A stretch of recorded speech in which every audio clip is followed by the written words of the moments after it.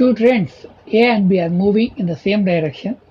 A has speed of 8 kilometers per hour and B has speed of 13 kilometers per hour. What is relative speed of B and A? ఇక్కడ మనకి relative speed అడుగుతుంది. Relative speed అంటే ఏంటి? Two speeds మధ్యన ఉండే relation. ఇక్కడ two trains problem వచ్చినప్పుడు two speeds ఉంటాయి. ఒక ట్రైన్ ఒక స్పీడ్ ఉంటుంది, ఒక ట్రైన్ ఇంకొక స్పీడ్ ఉంటుంది. సో అట్లాంటి టైంలోని ఈ రిలేటివ్ స్పీడ్ అనేది వస్తుంది. మరి రిలేటివ్ స్పీడ్ని ఎలా కంపేర్ చేస్తామంటే, ఫర్ ఎగ్జాంపుల్ మనం ఏదైనా ఒక పనిని తీసుకున్నప్పుడు ఒక పనిని ఇద్దరు కలిసి చేయడం వేరు, ఇద్దరు వేరువేరుగా చేయడం వేరు. ఇద్దరు కలిసి చేసినప్పుడు ఆ పని అతి తక్కువ టైంలో కంప్లీట్ అవుతుంది. ఇన్ కేస్ అదే పనిని ఒక్కొక్కరు విడివిడిగా చేస్తే ఒక టైంలో అది కొందరు ఎక్కువ చేస్తారు, కొందరు తక్కువ చేస్తారు. ఓకే, ఇద్దరు ఒకే టైంలో దాన్ని కంప్లీట్ చేయరు. ఒకరు కంప్లీట్ చేస్తే ఇంకొకరు కొంత భాగాన్ని ఇంకా మిగిలిచి ఉండొచ్చు. సో అలాంటి రిలేషన్ని తెలియజేసేదే రిలేటివ్ స్పీడ్.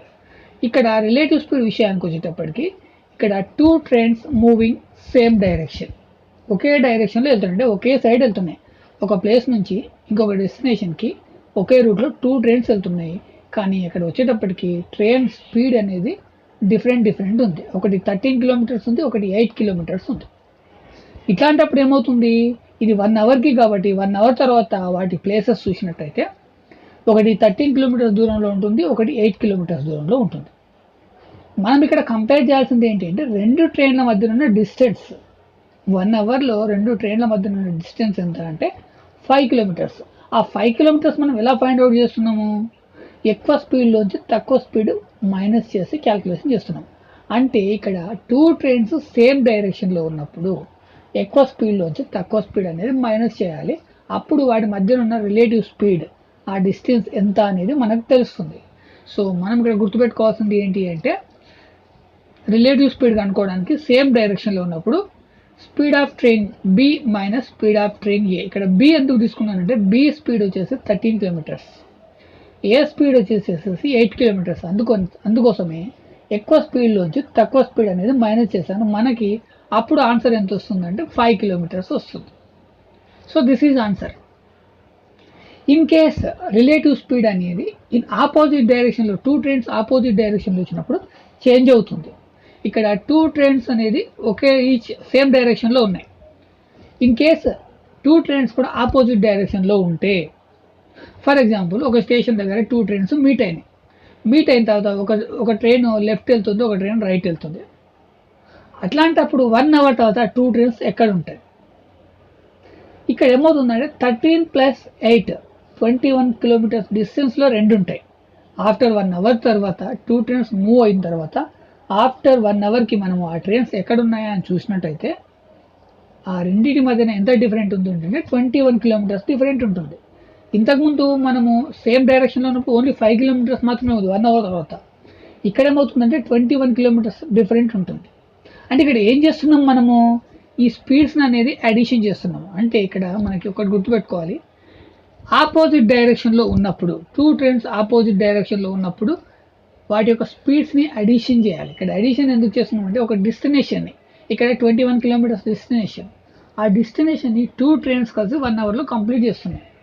కాబట్టి 1 అవర్ తర్వాత ఆ టూ ట్రైన్స్ మధ్యన డిస్టెన్స్ ఎంత దూరంలో ఉన్నాయంటే 21 కిలోమీటర్స్. కాబట్టి ఇక్కడ ఏం చేస్తామంటే అడిషన్ చేస్తాం. మనం గుడ్డిగా గుర్తుపెట్టుకోవాల్సింది ఏంటి అంటే ఆపోజిట్ డైరెక్షన్లో ఉన్నప్పుడు అడిషన్ చేయాలి, సేమ్ డైరెక్షన్లో ఉన్నప్పుడు మైనస్ చేయాలి, ఎక్కువ స్పీడ్ నుంచి తక్కువ స్పీడ్ని. సో ఇది తెలిస్తే మనం రిలేటివ్ స్పీడ్ అనేది ఫైండ్ అవుట్ చేయడం చాలా ఈజీ. ఇక్కడ టూ ట్రైన్స్ ప్రాబ్లం ప్రతి ఒక్కటి కూడా రిలేటివ్ స్పీడ్ తెలిస్తేనే మనం ఆ ప్రాబ్లమ్ని సాల్వ్ చేయగలం. Next problem, two trains with lengths 126 meters and 119 meters respectively are moving towards each other. Their speeds are 12 meters per second and 23 meters per second respectively. What will be the time needed by the trains to cross each other? ఇక్కడ two trains ఉన్నాయి, వాటిని ఒకదాన్ని ఒకటి cross చేసుకోవడానికి ఎంత time తీసుకుంటుంది అంటున్నాం. మనం ఇక్కడ టైం కనుక్కోవాలి. టైం కనుక్కోవాలి అంటే మనకు కావాల్సింది ఏంటి, డిస్టెన్స్ అండ్ స్పీడ్. మరి మనకి ఇచ్చిన ప్రాబ్లంలో డిస్టెన్స్ అండ్ స్పీడ్ ఉన్నాయా? సో ఇక్కడ డిస్టెన్స్ పర్టికులర్గా డైరెక్ట్గా ఇవ్వడు. ఇక్కడ డిస్టెన్స్ ఇండైరెక్ట్గా ఏమిస్తాడంటే two trains cross each other ఇక్కడ 2 ట్రైన్స్ క్రాస్ అయిన తర్వాత ఫర్ ఎగ్జాంపుల్ ట్రైన్స్ అనేవి ఈ విధంగా ఉన్నాయి. సో ఈ రెండు ఒకదానికొకటి క్రాస్ చేసుకుంటున్నాయి. ఈ క్రాస్ చేసుకోవడానికి టైం మనం కనుక్కోవాలి. ఆ టైం కనుక్కోవాలంటే మనకున్న డిస్టెన్స్ ఏంటి అంటే డిస్టెన్స్ అనేది ఈ డిస్టెన్స్ 2 ట్రైన్స్ క్రాస్ చేసుకున్నప్పుడు ఎలా ఉంటాయి, ఈ విధంగా ఉంటాయి. సో ఇలా ఉన్న ట్రైన్స్ అవి క్రాస్ చేసుకున్నప్పుడు ఎలా ఉంటాయంటే ఇలా ఉంటాయి. అంటే మనం తీసుకోవాల్సిన డిస్టెన్స్ ఎంత అంటే ఈ 2 ట్రైన్స్ యొక్క లెంత్ ఇక్కడి నుండి ఇక్కడి వరకు ఈ 2 ట్రైన్స్ లెంత్ ఎంత అవుతుందో ఆ లెంత్ తీసుకోవాలి. అదే మన డిస్టెన్స్. మరి స్పీడ్ ఏంటి? ఇక్కడ స్పీడ్ ఆల్రెడీ మనకి క్వశ్చన్లో ఇచ్చాడు 12 meters per second 23 meters seconds. అంటే ఇది మీటర్స్లో ఇచ్చాడు, కిలోమీటర్స్లో ఇవ్వలేదు. మనం అవసరం అనుకుంటే దాన్ని కిలోమీటర్స్లోకి చేంజ్ చేయాలి. సో ఫస్ట్ మనకు కావాల్సింది డిస్టెన్స్, స్పీడ్ ఆల్రెడీ ప్రాబ్లంలు ఉన్నాయి కాబట్టి మనం కనుకోవాల్సింది టైం. కాబట్టి ఫస్ట్ రిలేటివ్ స్పీడ్ చూసినట్టయితే 12 మీటర్స్ అండ్ 23 మీటర్స్. ఓకే, రెండు కూడా ఆపోజిట్ డైరెక్షన్లో ఉన్నాయి. ఆపోజిట్ డైరెక్షన్లో ఉన్నాయి కాబట్టి ఇక్కడ నేను ఏం చేస్తున్నాను, అడిషన్ చేస్తున్నాను. ఓకే, ఆపోజిట్ డైరెక్షన్లో ఉన్నప్పుడు ఎప్పుడు కూడా అడిషన్ చేయాలి. అడిషన్ చేస్తే నాకు 35 మీటర్స్ వచ్చింది. ఈ 35 మీటర్స్ అనేది ఏంటి, 1 సెకండ్లో 2 ట్రైన్స్ కలిసి వెళ్ళే దూరం. ఆ 2 ట్రైన్స్ కలిసి వెళ్తున్నాయి, ఇక్కడ విడివిడిగా కాదు. విడివిడిగా అయితే ఇక్కడ ఇచ్చాడు already 12 meters per second 23 meters per second అని. ఇక్కడ ఏమవుతుందంటే 2 ట్రైన్స్ కలిసి 35 మీటర్స్ వెళ్తాయి 1 సెకండ్లో. మరి డిస్టెన్స్ ఎంత, ఇక్కడ 126 మీటర్స్ అండ్ 190 మీటర్స్. ఇదే మన డిస్టెన్స్. సో ఆ రెండింటిని యాడ్ చేస్తే 245 మీటర్స్ వచ్చింది. సో మనకి డిస్టెన్స్, స్పీడ్ ఉంది. సో డిస్టెన్స్ని స్పీడ్తో డివైడ్ చేస్తే మనకు ఆ టైం అనేది వస్తుంది. So distance record by relative speed. ఇక్కడ డిస్టెన్స్ వచ్చేసేసి 245 మీటర్స్, అదేవిధంగా రిలేటివ్ స్పీడ్ వచ్చేసేసి 35 మీటర్స్. సో క్యాలిక్యులేషన్ చేస్తే మనకి 7 సెకండ్స్. సో ఆ రెండు ట్రైన్స్ ఒకదాన్నొకటి క్రాస్ చేసుకోవడానికి తీసుకునే టైం ఎంత అంటే 7 seconds. Next problem, 2 trains are equal lengths are running in the same direction at the speed of 55 kilometers and 65 kilometers. The faster train passes the slow train in 36 seconds. The length of each train. ఈ క్వశ్చన్లో మనం అడుగుతుంది ఏంటంటే the length of each train. ఇక్కడ ఏంటంటే distance అడుగుతుండ. Okay, 2 trains ఒకదానొకటి cross చేసుకున్నాయి అంటే ఆ 2 ట్రైన్స్ల డిస్టెన్స్ లెంత్ ఎంత అయితే ఉంటుందో అదే డిస్టెన్స్. కాకపోతే టోటల్ డిస్టెన్స్ అడగకుండా మనం అడుగుతుంది ఇక్కడ ఏంటంటే ఈచ్ ట్రైన్, ఒక ట్రైన్ డిస్టెన్స్ ఎంత అంటుండు. అయితే ఒక ట్రైన్ డిస్టెన్స్ మనం చెప్పినప్పుడు ఇంకో ట్రైన్ డిస్టెన్స్ కూడా చెప్పినట్టే. ఎందుకు అంటే ఇక్కడ ట్రైన్స్ అనేది ఈక్వల్ లెంత్లో ఉన్నాయి. సో ట్రైన్స్ అనేవి ఈ విధంగా ఉన్నాయి. అవి ఏంటంటే ఒకే డైరెక్షన్లో వెళ్తున్నాయి, ఒకే సైడ్ వెళ్తున్నాయి. ఒక స్టేషన్ నుంచి ఇంకొక స్టేషన్కి ఒకే సైడ్ వెళ్తున్నాయి. సో రెండు బయలుదేరినాయి. ఆ బయలుదేరినప్పుడు ఏమవుతుందంటే దాంట్లో ఉన్న స్పీడ్ డిఫరెన్స్ వల్ల ఒకటి కొంచెం ముందు వెళ్తుంది, ఒకటి కొంచెం తర్వాత వెళ్తుంది. ఆ విధంగా ఎక్కువ స్పీడ్ ఉన్న ట్రైన్ తక్కువ స్పీడ్ ఉన్న ట్రైన్ని క్రాస్ చేస్తుంది. ఆ క్రాస్ చేయడానికి తీసుకున్న టైం ఎంత అంటే 36 సెకండ్స్. అంటే ఇక్కడ మనకి టైం ఉంది. ఓకే, అదేవిధంగా స్పీడ్ ఉంది 55 కిలోమీటర్స్ అండ్ 65 కిలోమీటర్స్. వాటిని రెండింటిని మనం ఇక్కడ సేమ్ డైరెక్షన్లో ఉన్నాడు కాబట్టి సబ్స్ట్రాక్షన్ చేస్తాం. సబ్స్ట్రాక్షన్ చేస్తే మనకి రిలేటివ్ స్పీడ్ వస్తుంది. సో ఫస్ట్ మనము రిలేటివ్ స్పీడ్ తీసుకుందాం. 65 మైనస్ 55 చేస్తే మనకి 10 కిలోమీటర్స్. ఆ రెండింటి మధ్యలో ఉన్న రిలేటివ్ స్పీడ్ ఎంత అంటే 10 కిలోమీటర్స్. మరి ఇక్కడ డిస్టెన్స్ ఎంత అంటే ఇక్కడ 2 ట్రైన్స్ ఈక్వల్గా ఉన్నాయి. మనం డిస్టెన్స్ కనుక్కోవాలి. సో దానికోసం మనం ఏం చేస్తున్నామంటే ఈ 10 కిలోమీటర్స్ని మీటర్స్లోకి మారుస్తున్నాం.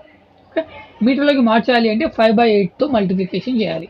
ఈ 5/8 తోటి మల్టిప్లికేషన్ ఎందుకు చేయాలి అనేది నేను ట్రైన్స్ బేసిక్ వీడియోలో చెప్పాను. అది ఒకసారి మీరు చూడండి, లేదా ఐడియా ఉందంటే కంటిన్యూ అవ్వండి. సో స్పీడ్ని కిలోమీటర్స్లోంచి మీటర్లోకి మారవాలంటే 5/8తో మల్టిప్లికేషన్ చేస్తే 25/9 వచ్చింది.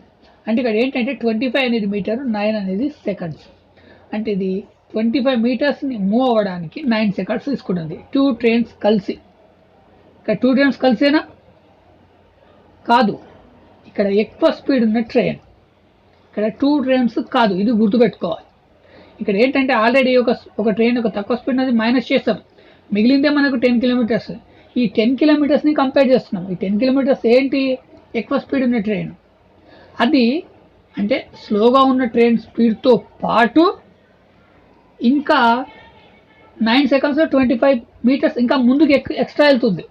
ఇక్కడ ఒక ట్రైన్ అనేది 55 కిలోమీటర్ స్పీడ్తో పోతుంది. ఇక్కడ 65 కిలోమీటర్స్ ఉన్న ట్రైన్ ఏమవుతుంది అంటే ఆ 55 కిలోమీటర్స్తో పాటు ఎక్స్ట్రా 9 సెకండ్స్లో 25 మీటర్స్ పోతుంది. ఇది మనం అర్థం చేసుకోవాలి ఇక్కడ. సో ఇక్కడ 9 సెకండ్స్లో 25 మీటర్స్ వెళ్ళినప్పుడు మనకి ఇక్కడ ఇచ్చిన టైం ఎంత అంటే 36 సెకండ్స్ ఇచ్చాడు. 36 సెకండ్స్లో ఏం చేసిండు, ఆ ట్రైన్ని క్రాస్ చేసింది. క్రాస్ చేసింది అంటే తన లెంత్ను తాను కంప్లీట్గా దాటింది అని అర్థం. సో లేదా ఇంకొక ట్రైన్ యొక్క లెంత్ని దాటింది అని అర్థం.